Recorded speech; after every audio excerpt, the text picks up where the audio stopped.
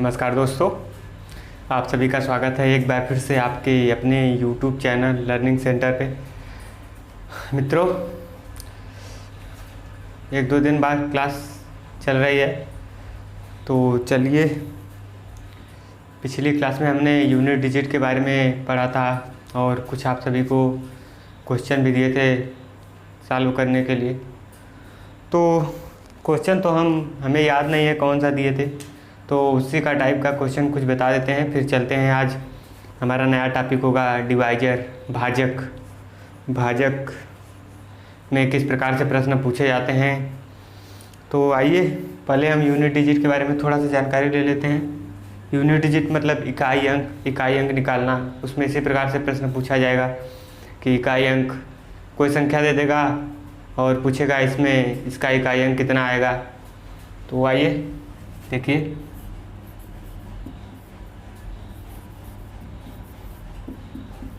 Unit digit.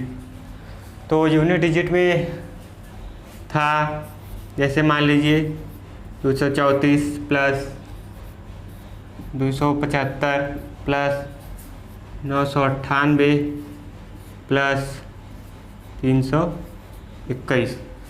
तो इसमें इकाई अंक पूछ दे। इसमें हमारा इकाई अंक कितना होगा में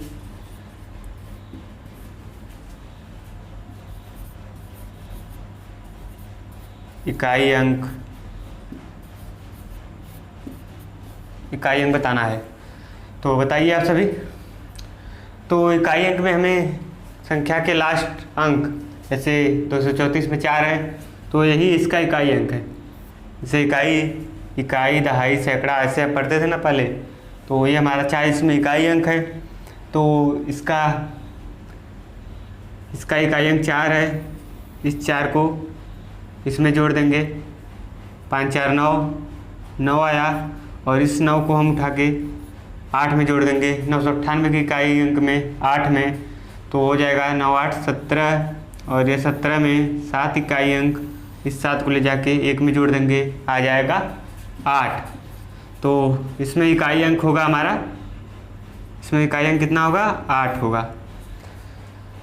तो ये तो हमारा सिंपल। अब देख लेते हैं दूसरा। एक मान लीजिए यहीं पर दे दिया, यहाँ पर गुणा का चिन्ह दे दिया, तो फिर कैसे करेंगे आइए देखते हैं। मान लीजिए ये दे दिया, यहाँ पर दे दिया मल्टीप्लाई। क्या दे दिया मित्रों, मल्टीप्लाई मतलब गुणा। तो हमारा इकाई अंक कैसे निकलेगा, तो सेम वही प्रोसेस करना है, बस जहाँ हम जोड़ते थे वहाँ पर गुणा कर देंगे।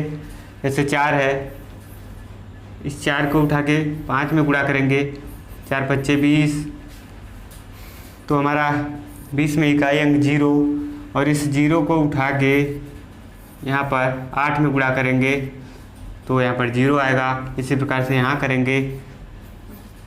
जब कोई एक संख्या, जब दो संख्या को मिलाकर 0 आ जाए इकाई अंक, तो इकाई अंक हमारा शून्य ही आएगा, चाहे जितनी बड़ी संख्या क्यों ना हो। तो इसमें हमारा इकाई अंक 0 ही आएगा। यही हमारा राइट आंसर होगा। आप सभी नोट कर लीजिए अच्छे से। यदि दो संख्या का मल्टीप्लाई, जैसे 4 5 है, 2 5 है, चार संख्या का गुणा करने पर जैसे 2 5 10 इकाई अंक 0 आया, 4 5 20 इकाई अंक 0 आया। तो आगे कितनी भी संख्या में गुणा क्यों न करे, इकाई अंक हमारा हमेशा 0 ही आएगा। तो चलिए दूसरा देखते हैं प्रश्न। आइए घात वाला देख लेते हैं। जैसे देख लीजिए,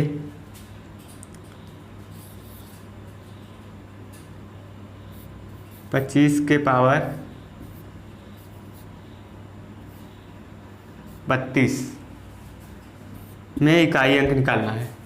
25 के पावर 32 में इकाई अंक कितना होगा, तो हमने बताया था आपको, पहले घात में 4 से भाग देते हैं और जो शेषफल आता है वही लास्ट वाली संख्या के घात में लिखा जाता है। तो यहाँ पर भाग देने पर 4 × 32, ये तो हमारा पूरा पूरा कट गया, शेषफल 0 आ गया। तो जब शेषफल 0 आएगा तब हमने बताया था कि जिस संख्या से भाग देते हैं चार ही हमारा इसके इकाई इसके घात में चला जाएगा। जैसे यहाँ पर 5 है ना लास्ट में इकाई अंक, तो 5 की पावर 0, 5 के घात में 0, अरे सॉरी मित्रों, 5 की पावर में 4 आएगा, तो इसका इकाई अंक हमेशा कितना आएगा, 5 आएगा। आप सभी चेक कर सकते हैं, जैसे देख लीजिए 5 का कितनी बार गुणा, 4 बार। 5 × 5 = 25, 5 आया, इस 5 का इसमें करेंगे, 5 × 5 = 25, इसी प्रकार से इसमें करेंगे 5 × 5 = 25, तो इकाई अंक हमारा कितना आया, 5 ही आया। कितना है मित्रों, 5। घात अगर जितनी भी बड़ा रहे इसी प्रकार से करेंगे। तो चलिए यहाँ पर थोड़ा घात चेंज करके देखते हैं। मान लीजिए यहाँ पर कर दिए 422 कर दिए, 422। घात में पहले सबसे पहले 4 से भाग देंगे, 4 से भाग दीजिए, 322 में 4 से भाग देंगे, 4 × 8 = 32, कट गया, 2 बचा, 2 हमारा शेषफल आया। तो ये शेषफल जो है 5 के घात में चला जाएगा, 5 के पावर में 2 आ जाएगा, और 5 × 5 = 25, इसमें इकाई अंक 5 है, जो कि हमारा राइट आंसर है। तो इसी प्रकार से आप सभी घात वाला प्रश्न कर सकते हैं, कोई भी दिक्कत नहीं होगी आप सभी को। तो चलिए आज चलते हैं अपने अगले टॉपिक की ओर। आज का हमारा टॉपिक है भाजक, डिवाइजर्स। डिवाइजर्स क्या है, डिवाइजर्स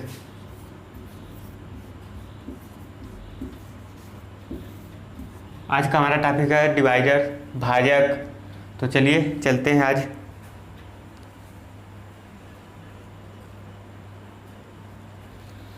तो भाजक आइए देखते हैं।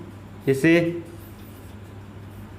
इसमें पूछ देगा भाजकों की संख्या कितनी है, जैसे मान लीजिए 12 ले लिए और इसमें पूछ दिया भाजकों की संख्या कितनी आएगी, मतलब ये संख्या किस किस संख्या से भाज्य होगी, वही हमारा भाजक होगा। भाजकों की संख्या निकालना है, तो ये संख्या हमारा 1 से, 2 से, 2 × 6 = 12, 3 से भी कटेगा, 3 × 4 = 12, 4 से, 4 × 3 = 12, इसके बाद हमारा 6 × 2 = 12, 6 से, इसके बाद स्वयं 12 से। तो इसमें भाजकों की संख्या कितनी है, 1, 2, 3, 4, 5, 6। यदि आपसे पूछ दे इसमें भाजकों की संख्या कितनी है, यहाँ पर हमारा भाजकों की संख्या हो जाएगी 6। कितनी हो जाएगी, 6 में भाजकों की संख्या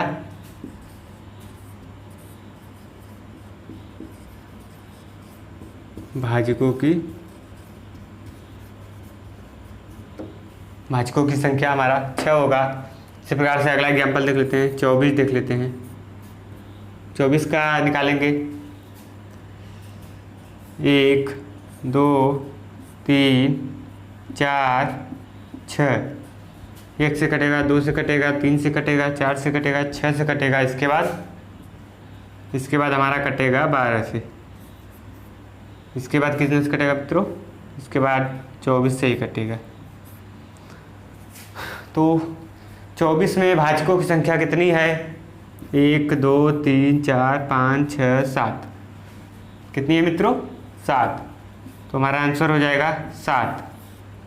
ये तो हमारा छोटी संख्या है, तो हम इस प्रकार से लिख के निकाल सकते हैं, लेकिन जब बड़ी संख्या दे दे तब किस प्रकार से निकालेंगे, तो आइए देखते हैं, नोट कर लीजिए फिर देखते हैं।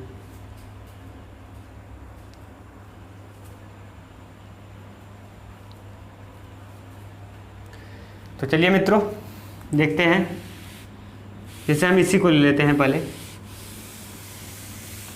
24 को ले लेते हैं। इसमें तो हमारा 7 आया है, तो आइए देखते हैं। 24 को ले लिए हम। तो सबसे पहले तो हमें इसका अभाज्य गुणनखंड करना होगा। क्या करना होगा मित्रों? अभाज्य गुणनखंड। आप सभी को पिछली क्लास में बताया गया था किस प्रकार से करते हैं। तो देखिए, अभाज्य गुणनखंड करते हैं। 12, 2 छक 12, 2 तिहाई 6, 3 एक्का 3। ये तो हमारा अभाज्य गुणनखंड हो गया।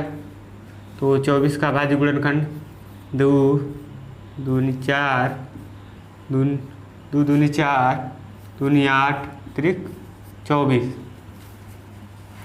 ये इसका अभाज्य गुणनखंड हो गया। अब जैसे 2 हमारा 3 बार है तो 2 की पावर 3 लिख सकते हैं। 2 की पावर 3 इंटू 3 की पावर कुछ नहीं तो 1 लिख सकते हैं। तो इसमें अगर अभाज्य भाजकों की संख्या पूछता है तो किस प्रकार से करेंगे? यदि बड़ी संख्या रहेगी, ये तो छोटी संख्या, तो इसे इस प्रकार से भी कर सकते हैं सिंपल तरीके से। यदि बड़ी संख्या है तो आपको बताते हैं इसी प्रकार से करना है। देखिए, यदि बड़ी संख्या रहेगी तो किस प्रकार से करेंगे, आइए देखते हैं। तो इसका सबसे पहले तो अभाज्य गुणनखंड करेंगे। तो अभाज्य गुणनखंड करने पर इतना आया, और इसके घात में 2 के घात में 3 और 3 के घात में 1। तो आइए अब किस प्रकार से करेंगे? दोनों की घात में 1। तो यदि भाजकों की संख्या पूछे तो संख्या से मतलब नहीं रहेगा।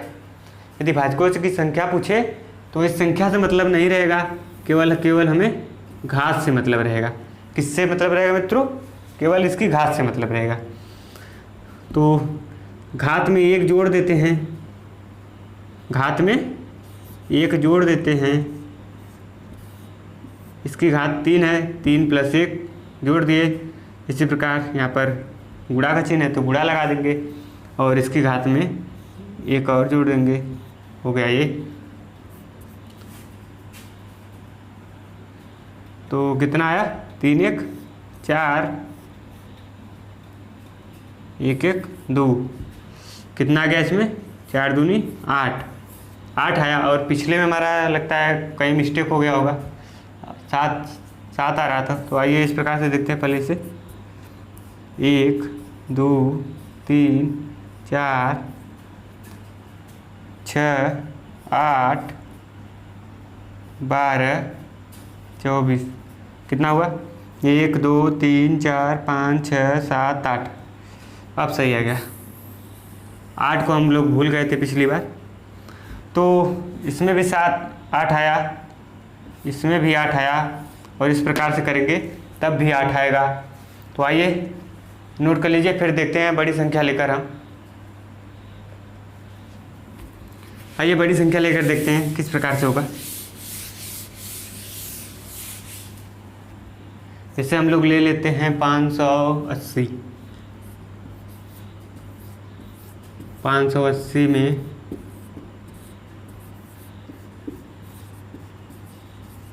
भाजकों की संख्या,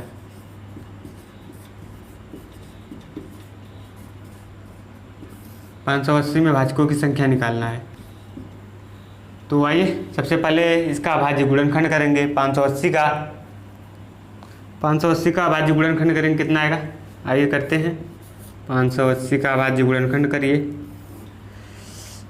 2 दूनी 4, 2 9 18, 0, 2 एक्का 2, 2 चौका 8, 2 पच्चे 10। कितने से कटेगा? 3 से कटेगा, 3 से नहीं कटेगा। 3 चौक 12, 3 चौक 12 नहीं कटेगा। 5 से काटिए। 5 दूनी 10, 5 9 45। तो लगता है अब डायरेक्ट इसी से कटेगा, 29 से ही। तो 29 आ गया। इस प्रकार से इसका अभाज्य गुणनखंड होगा 2 × 2 × 5 × 29। ये तो हमारा हो गया इसका अभाज्य गुणनखंड। तो अब इसकी 2 के घात में 2 है, 5 के घात में 1 है, 29 के घात में 1 है, मतलब कुछ भी नहीं है। यहाँ पर घात नहीं लिख सकते हैं, उसे भी छोड़ दे सकते हैं। तो क्या करना था हमें, संख्या से तो मतलब थी नहीं, संख्या से हमें मतलब नहीं था, केवल घात से मतलब था। तो घात में क्या करते थे, एक जोड़ देते थे, घात में एक जोड़ देते थे, जैसे 2 + 1 इंटू 1 + 1 इंटू 1 + 1। तो अब हल कर लीजिए इसे, 2 × 1 3 इंटू 2 इंटू 2, 2 दूनी 4 3 12, कितना आ गया हमें, 12 आ गया। आप सभी को एक डाउट होगा कि यहाँ पर एक क्यों जोड़ रहे हैं, एक क्यों जोड़ रहे हैं। तो देखिए, इससे हमारा है 2 के घात में 2 है, 2 के घात में कितना है, 2 के घात में 2 है। तो यहाँ पर 2 के घात में 0 इंटू 2 के घात में 1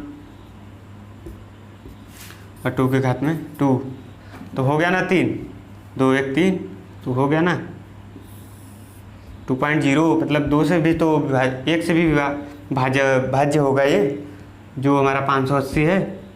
तो यदि किसी के घात में 0 रहे, किसी के घात में 0 रहे तो उसका मान हमेशा 1 आता है। जैसे 5 के घात में 0 है तो यहाँ पर 1, 2 के घात में 0 है तो यहाँ पर भी 1, तो ये हमारा 1 ही आएगा। चाहे जितना संख्या रहे, उसके घात में 0 है तो वो उसका मान 1 ही आएगा। तो जो डाउट था आप सभी का यहाँ से कि 3 यहाँ पर 1 क्यों जोड़ रहे हैं, तो यहाँ पर 1 से भी तो भाज्य होगा, ये 1 से होगा, फिर यहाँ 2 होगा, फिर ये कितना होगा 4 आ गया ना यहाँ पर, इसलिए यहाँ पर 1 जोड़ा जा रहा है, इसीलिए 1 जोड़ा जा रहा है। तो नोट करिए, फिर चलते हैं आगे। तो चलिए दूसरा एग्जाम्पल देखते हैं, इस टाइप का लास्ट एग्जाम्पल।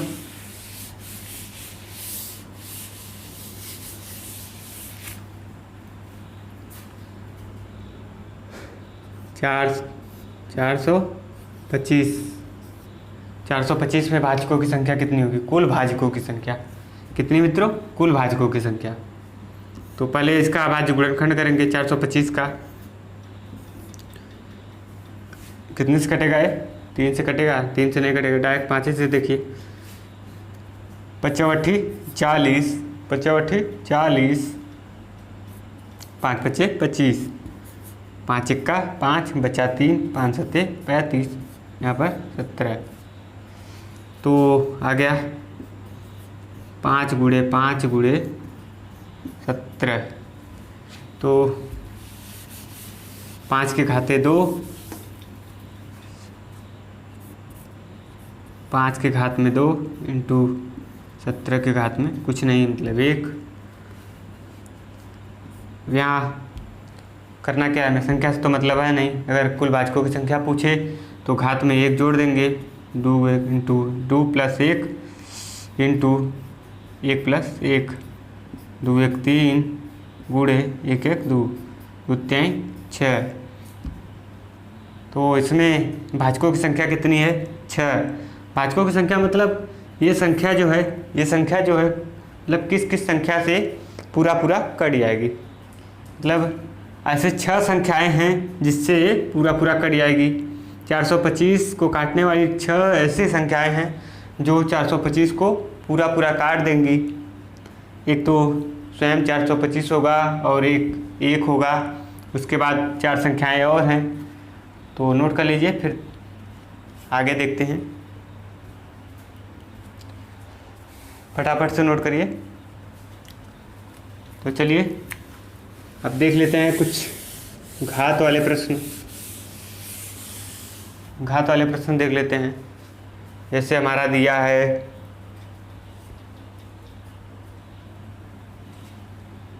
क्या दिया है, 45 के पावर 9। यदि इसमें पूछ दे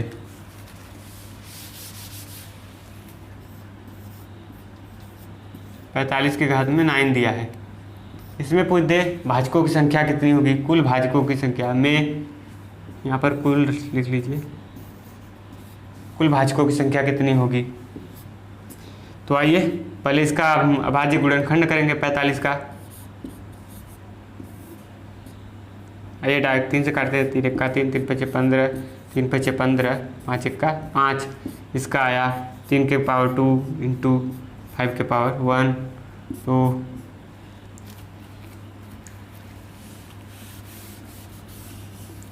ये तो हमारा इतना आ गया, 3 के घाते 2, 5 के घाते 1। इसकी घात में भी हमें कितना है, 9 है। इसकी घात में कितना है मित्रों, 9 है। तो किस प्रकार से करेंगे इसे, देखिए। तो आप सभी को पता होगा, यदि कोष्ठक के बाहर भी घात है तो अंदर मल्टीप्लाई हो जाता है आपस में।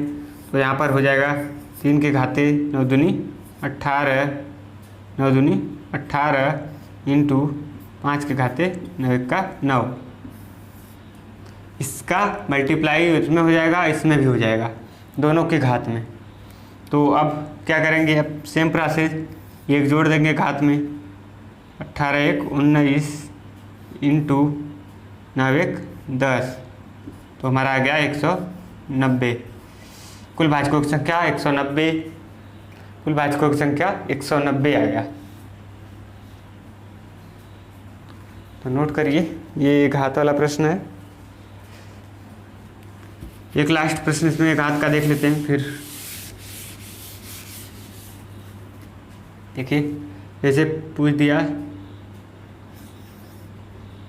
25 के घात में 4। तो पहले तो इसका अभाज्य गुणनखंड करेंगे। ये तो सिंपल है, 5 इंटू 5,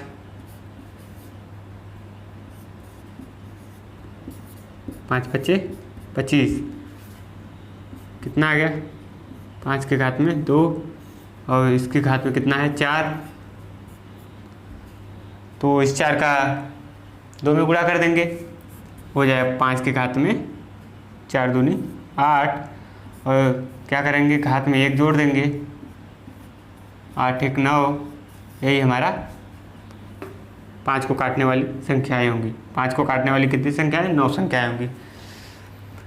यदि इसमें पूछ दे 25 के पावर 4 में भाजकों की कुल संख्या कितनी है, भाजकों की संख्या में कुल कितने भाजकों की संख्या है, तो हमारा 9 है इसमें। तो चलिए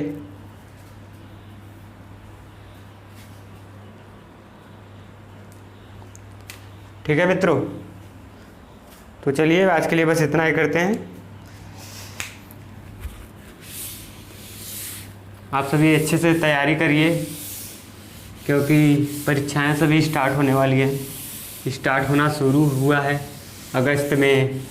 यूपी ट्रिपल एससी पेट का एग्ज़ाम 19 अगस्त को हो सकता है, प्रस्तावित हो गया है। और यहाँ पर सारे एग्ज़ाम स्टार्ट होने वाले हैं, क्योंकि चुनाव सर पे आ गया है, आने वाला भी है। तो आइए होमवर्क के लिए कुछ प्रश्न लिख लीजिए पहले।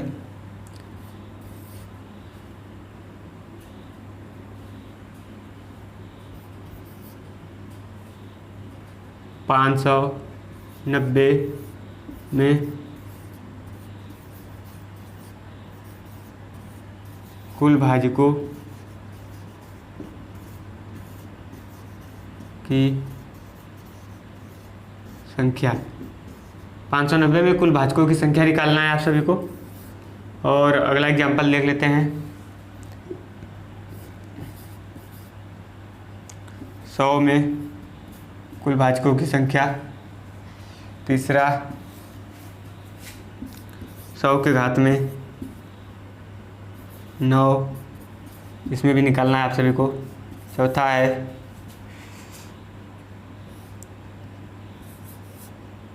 918 में। पांचवा लास्ट प्रश्न आप सभी को।